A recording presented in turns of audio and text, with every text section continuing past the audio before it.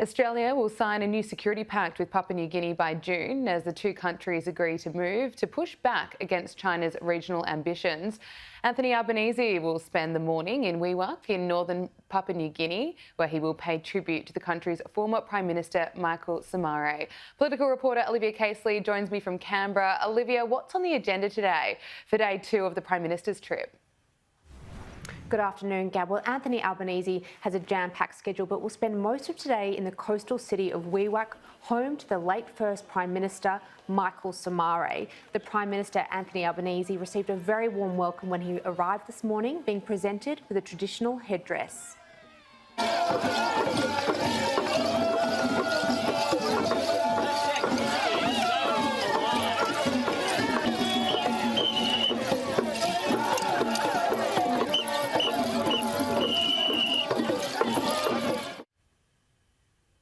The headdress was reminiscent of the one given to former Prime Minister Paul Keating when he visited Papua New Guinea in 1992. Mr Albanese also took part in a welcoming ceremony which involved the breaking of a coconut. In a more sombre affair, Mr Albanese also lay a wreath on the grave of Sir Michael. And this comes after yesterday when he reflected on Sir Michael's contribution to Papua New Guinea gaining independence from Australia. Sir Michael Somare will, of course, live on through his contribution to Papua New Guinea as an independent, strong, vibrant nation into the future.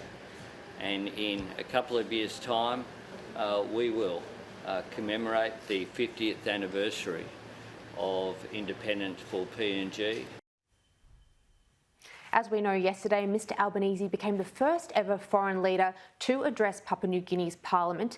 He really used that speech to talk up the historic ties between Australia and Papua New Guinea, describing Papua New Guinea as Australia's closest neighbour and greatest friend. He also reflected on their combined service during World War II, and that will be showcased today when Mr Albanese lays a wreath and visits a war memorial. Mr Albanese described his address in a speech at a state dinner last night as a great honour.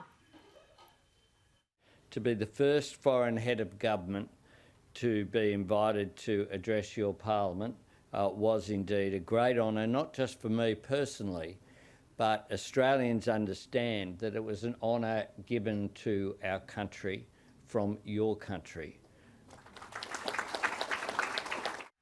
And Olivia, what do we know about this proposed security pact between the two countries? Well, yesterday, Gab, the two leaders signed a joint statement of commitment, which essentially paves the way for the signing of a bilateral security treaty later this year. And that arrangement will essentially provide a legally binding framework for enhanced security cooperation in a bid for a greater regional stability. This comes, of course, as China grows its influence in the Indo-Pacific and after it signed that security pact with the Solomon Islands last year. There's also been some progress on a new visa program to help ease the travel between Papua New Guinea and Australia when it comes to study, work and holidays. And Gab, this is the final day of this 2-day visit, but these leaders will be meeting again pretty soon, considering they say that this treaty will be signed, sealed and delivered by July. Olivia Casely, thank you.